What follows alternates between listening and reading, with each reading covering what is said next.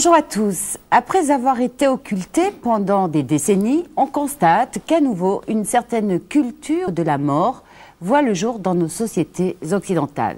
Alors, comment accompagner les malades en phase terminale ou les personnes en fin de vie pour cause de vieillesse? Les unités de soins palliatifs répondent à cette demande. Reste que pour certains, cette solution n'est pas satisfaisante et c'est pourquoi un procédé tel celui de l'euthanasie revient régulièrement à la une de l'actualité avec toutes les polémiques qu'il suscite. Avant d'aborder ces questions en plateau avec notre invité qui est à la fois médecin et bouddhiste, nous vous proposons de regarder un reportage réalisé dans l'unité de soins palliatifs de l'hôpital Paul Brousse près de Paris.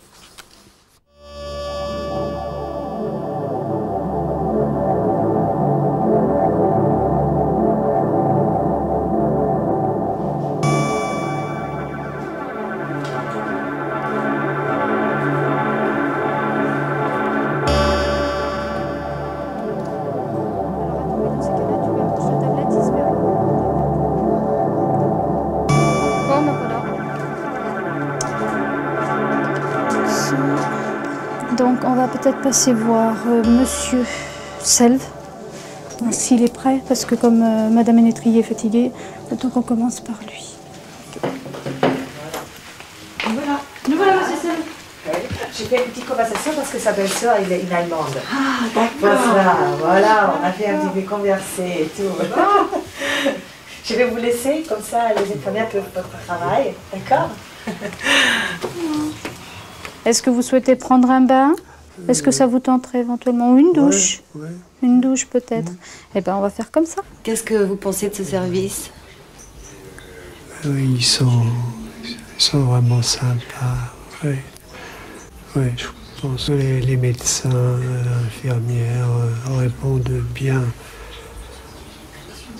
Oui, ils ne se défilent pas.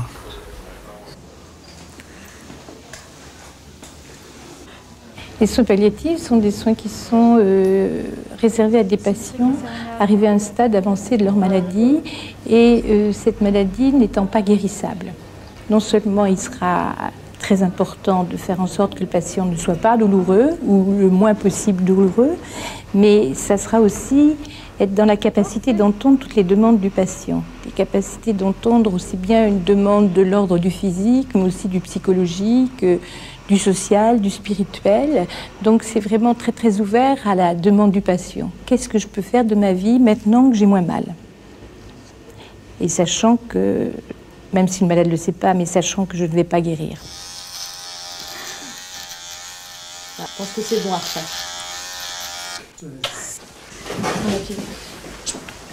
Voilà. D'accord. Fermez bien les yeux que je ne vous mette pas du savon. Voilà. Vous êtes mieux qu'hier, il me semble. En plus, elle avait des nausées très importantes ce matin. Elle a réussi à manger un yaourt en milieu de matinée, et puis c'est tout. Elle est un petit peu confuse par moment et un peu perdue dans le temps. Il faut la resituer de temps en temps. Mais c'est pas un patient qui est vraiment complètement en fin de vie, donc c'est vrai que ça peut encore durer longtemps. Mais il est quand même, il a quand même besoin d'être pas mal entouré, quoi. Pour moi, ce qui est important, c'est de croire en la vie. J'ai sûrement choisi cette profession d'infirmière parce qu'on ne devient pas infirmière par hasard. Et qui plus est, en unité de soins palliatifs. Je crois que si on n'est pas vraiment convaincu de la nécessité de vivre ensemble et de vivre les uns pour les autres, je pense qu'on ne peut pas faire ce métier-là. Est-ce que vous trouvez que ce service vous apporte quelque chose de différent? Oui, énormément. Beaucoup d'écoute, beaucoup de chaleur humaine, beaucoup de présence et un accompagnement vraiment, une ouverture sur ce qui nous attend. Et c'est vraiment un soutien énorme, aussi bien auprès de moi-même que de ma famille. Moi, j'ai perdu mes parents de façon brusque et j'ai toujours regretté de ne pas pouvoir avoir pu les accompagner. Donc voilà, c'est une espèce de réparation. On sent beaucoup d'angoisse chez ces gens-là et le fait de rester près d'eux les calme et les rassure. Les malades ne parlent pas beaucoup de la mort. Très peu l'évoquent. On sait qu'ils l'évoquent quand, par exemple, ils pleurent. Donc on ne parle jamais de la mort directement. Ni nous, ni eux. À partir du moment où il n'y a plus la souffrance, vous pouvez vous consacrer beaucoup plus à la sérénité, étant donné qu'il n'y a pas toujours cette souffrance qui vous rappelle à la maladie sans arrêt, sans arrêt, sans arrêt. Et c'est ça qui vous fait déprimer.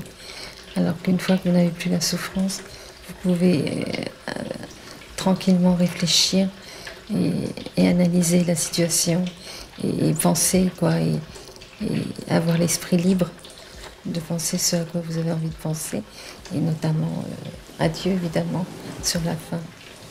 Voilà. Ce lieu est pour moi un lieu privilégié où on apprend ce que c'est que l'être, toutes les richesses qui nous habitent les uns les autres, que nous ne connaissons même pas, mais que nos malades nous montrent parce qu'ils sont dans le dénuement. Et qu'est-ce qu'ils ont à nous offrir, si ce n'est justement ces richesses qui les habitent, parce qu'ils n'ont plus rien d'autre, ils ont tout perdu, l'espoir de survivre, etc. Et justement, au fond d'eux, il y a toutes ces richesses. Et être dans une unité de soins palliatifs, c'est au jour le jour découvrir toutes ces richesses que l'autre vous montre et qui sont nos richesses aussi. Et c'est de ça que nous vivons. Alors, docteur Chevassus, bonjour. Bonjour. Alors, vous êtes médecin des hôpitaux, vous vous occupez d'une consultation de la souffrance au CHU de Marseille. Oui. Vous êtes bouddhiste. Alors, que pensez-vous de ce reportage qu'on vient de voir? Ce reportage est tout à fait intéressant parce qu'il montre que les unités de soins palliatifs sont en réalité des lieux de vie. Et ce sont des lieux où l'on peut apprendre à être humain. Ce qui m'a beaucoup touché dans le reportage, c'est à la fois la douceur, la bonté et la bienveillance de ces personnes. Et ça, par exemple, pour un pratiquant bouddhiste, c'est un véritable enseignement. La souffrance est au cœur de ces services. Je pense que le bouddhisme trouve là toute la réalité de son enseignement. C'est une vérification, effectivement, de tout l'enseignement du Bouddha, c'est-à-dire que la vie est souffrance, et que notamment, plus particulièrement, la fin de la vie est une période qui est émaillée de beaucoup de souffrances, que ce soit à la fois les souffrances du corps, de la parole ou de l'esprit. Donc effectivement, là d'une manière très concrète, on peut voir ce qu'il en est et voir qu'effectivement il y a la souffrance, de voir qu'effectivement il y a l'impermanence et de voir qu'effectivement il y a la mort. Qu'apprend-on justement particulièrement dans ces services, par exemple pour vous et puis pour les malades qui s'y trouvent? Tout d'abord, on peut savoir intellectuellement qu'il y a l'impermanence, qu'il y a la mort, mais là c'est une prise de conscience qui nous engage donc finalement beaucoup plus. Et ce que vit l'autre, quelque part, est aussi un miroir de notre propre condition humaine et de notre propre difficulté. Donc ce qui est important dans ces services aussi, c'est la notion donc de partage. C'est que finalement, il y a des gens qui soignent, il y a des gens qui sont soignés, et je dirais que c'est un lieu où chaque personne peut aller le plus haut possible dans son niveau d'évolution finalement. Et ça ressort beaucoup dans le reportage que vous avez effectué. Pour ce faire, donc, il y a la prise en charge aussi bien au niveau physique de la douleur que de certains aspects psychologiques ou spirituels. Est-ce qu'on parle plutôt de prise en charge ou d'accompagnement quand même? Parce que prise en charge, c'est un côté un peu péjoratif. On pense à Sistana quand on parle de prise en charge. C'est à la fois donc un accompagnement et c'est à la fois aussi une prise en charge. Je veux dire, par exemple, dans le traitement de la douleur et dans le traitement des symptômes, cela demande une compétence particulière des médecins, donc des gens qui soignent. Et puis il y a toute la dimension de l'écoute, à la fois sur un plan psychologique et sur un plan spirituel. On peut parler par exemple d'une prise en charge médicale et d'un accompagnement psychologique et spirituel. Qu'est-ce que ça vous a apporté à vous en tant que médecin et bouddhiste de travailler dans ces unités, puisque vous parlez beaucoup de phénomènes de miroir? D'abord déjà une confiance dans l'enseignement du Bouddha. C'est-à-dire, encore une fois, on sait les choses d'une manière intellectuelle, mais lorsqu'on est confronté, lorsqu'on est au pied du mur par rapport à ce type de situation, eh bien, on va voir que oui, ce que dit le Bouddha donc, est vrai.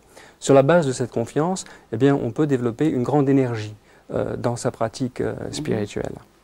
Alors, est-ce que vous avez des pratiques qui favorisent tout ceci, qui vous aident quand même, parce qu'il y a des moments qui sont très durs dans ces unités? Ce qui m'aide le plus, c'est l'expérience de non-saisie et de non-attachement. Encore faut-il bien comprendre ce que c'est que le non-attachement, qui est en aucun cas une forme d'indifférence, mais plutôt un processus de non-saisie, de non-fixation, de dépossession par rapport à des idées, des pensées, des émotions, etc. Et l'ouverture a des qualités profondément thérapeutiques. Alors on va écouter maintenant le point de vue du professeur Salamagne à propos de l'euthanasie. Nous sommes là pour accompagner, pour proposer nos services du soin. Être soignant, c'est apporter du soin, c'est être avec, ce n'est pas être contre.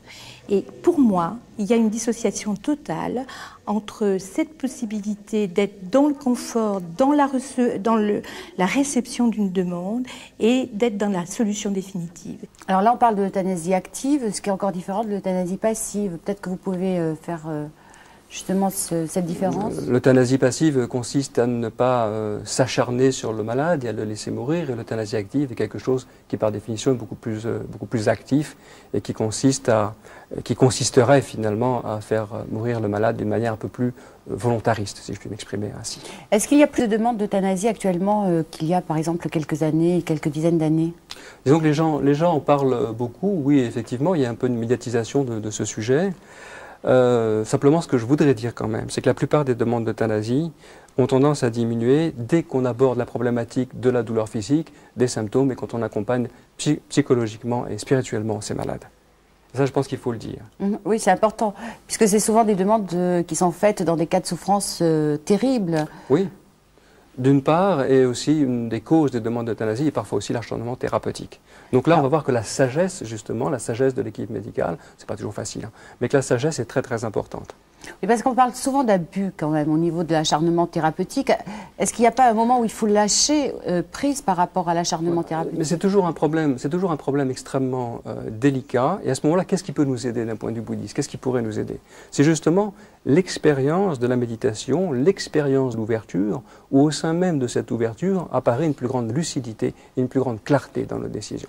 Alors ce qui est paradoxal, c'est une dernière question, c'est que souvent le personnel soignant qui fait un acte d'euthanasie dit que c'est pour ne plus voir le malade souffrir, car la souffrance est trop importante, etc. Comment l'expliquez-vous? Il y a plusieurs facteurs, je crois. Il y a d'une part la souffrance du soignant lui-même, son état émotionnel, car voir souffrir quelqu'un, c'est pas facile, pas quelque chose de facile. Et puis il y a aussi l'attitude de compassion qu'on peut ressentir vis-à-vis de quelqu'un qui souffre, où l'on souhaite que la personne soit libérée de sa souffrance. Souvent, il y a l'imbrication de plusieurs phénomènes. Daniel, merci. Merci. La santé face aux droits de l'homme, à l'éthique et au moral est un livre qui rassemble la position des différents courants religieux sur 120 cas pratiques de médecine. Le docteur Chevassus a participé à cet ouvrage publié par le Conseil de l'Europe. Trouver l'espoir face à la mort de Christine Longacker est publié par la Table Ronde. Jusqu'au bout, accompagner la vie est un livre coécrit par le docteur Michel Salamagne, le professeur Salamagne qui nous a accueillis ainsi que toute son équipe avec tant de gentillesse dans son service à l'hôpital Paul Brousse. Ce livre est paru au CERF. Si vous souhaitez nous écrire, c'est le moment de noter notre adresse, UBF, boîte postale 240 étoiles, 75 770 Paris, CEDEX 16. Par ailleurs, vous trouverez des renseignements sur le bouddhisme sur votre Minitel en composant le 3615 code France 2 voix bouddhiste. Cette émission se termine. Merci de votre fidélité. Je vous souhaite une très très belle journée à tous et un magnifique dimanche. À dimanche prochain.